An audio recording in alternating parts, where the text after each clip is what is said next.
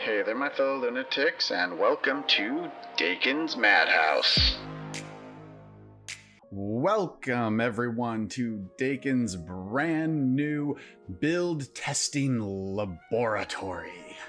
I've set up an upgrade station, and this is where I'll be designing and testing brand new builds to bring to you, my beloved audience. So what will our first build be? We're gonna start with the popular demand from our audience. I did a poll a week ago or so, and over 40% of the vote brings us the winner, the crit build. While testing, I had one goal: kill the bosses as quickly as possible. I played around with several crit build options. I made a build that used the best in slot crit chance items and maxed out crit chance at 100%. I made a build that used the best in slot damage items and got my crit hit damage with buffs to over 400%. But my crit chance dropped below 40% even with buffs. I tested variations where I used the glass bead accessories and ones where I did not. I tried Morpha's ring, I tried the polished golden spike ring, I swapped out the concealed blade for the crystal meteor, Omeros beak, and the blue tome, and I did all of this and much, much more. Ultimately, this is the build that I found was the most efficient at taking down bosses the quickest. Now, I use Igneous as my test dummy since he is pretty much the toughest boss that can be easily farmed. The slowest boss kill was about 4 seconds, and the fastest was 2.5 seconds. Though, stick around for the end, as my Omeroth test was rather amusing. Let's go over the most important part: the gear. All of my gear is upgraded to level 18 and reinforced. Starting with the helmet, we have the Atlantean Worm Helm. This helmet drops off of, you guessed it, the Atlantean Worm. I'm also wearing the ninja garments, as well as the ninja leggings. Both of these items can be fished up in the shimmering waters found in the Shimmering Frontier. For my lantern, I'm using the Pearl Lantern. This item is craftable at the Octarine workbench. Some people might consider the Orb Lantern, especially if they're using melee, but I'm here to say, don't bother. You only get about 3 more damage per hit with the Orb Lantern, but you lose 10% attack speed. And the attack speed is worth more than those piddly 3 points of damage. Around my neck, I have the glass bead necklace. This item is found in the large destructible alien tech crates in the Shimmering Frontier. For my first ring, we have the polished golden spike ring. This item is craftable at the Proficient Jewelry workbench, but you'll also have to have your crafting skill high enough to have the Jewelry Crafter perk. Otherwise, you cannot craft the ring. My other ring is the glass bead ring. This ring is found by breaking alien tech crates, just like the necklace. The bag is Morpha's bag. This item drops off of the slime boss Morpha in the Sunken Sea. Finally, I have the crystal meteor chunk in my offhand. This item is crafted by combining 8 crystal meteor shards. The meteor shards are dug up at the crystal meteor scene, which spawns somewhere in the Desert of Beginnings at 1200 tiles away from the central core. You'll need at least 1001 mining damage to harvest the crystal shards. For weapons, we have the Galaxite Dagger if you're using melee. This is craftable at the Galaxite Anvil.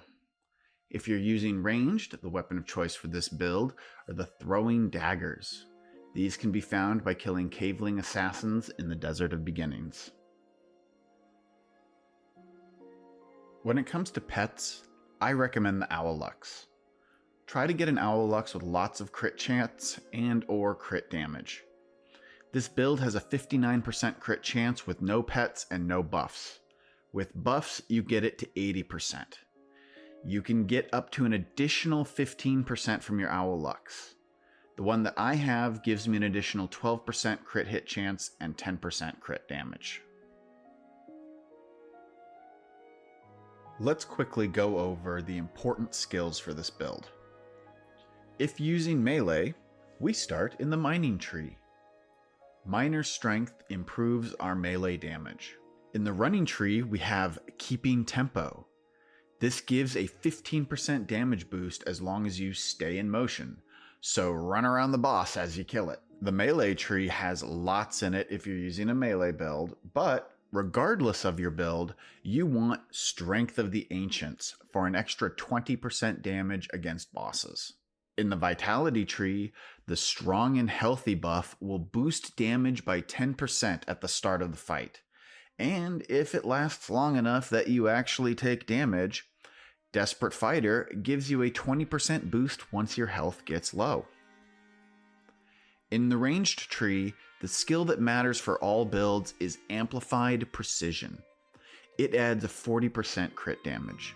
While weakness detection isn't super useful since our crit chance is already so high, it is only 92 to 95%, so the occasional boost to 100% doesn't hurt. The Gardening tree has one skill that matters: Thorny Weapons. This boosts your crit damage by 25%. The Fishing tree is of varied usefulness. The Power of Omega 3 perk gives us an extra 15% damage against bosses. If you're ranged, you also benefit from Well-Trained Aim, which will add a small boost to your range damage.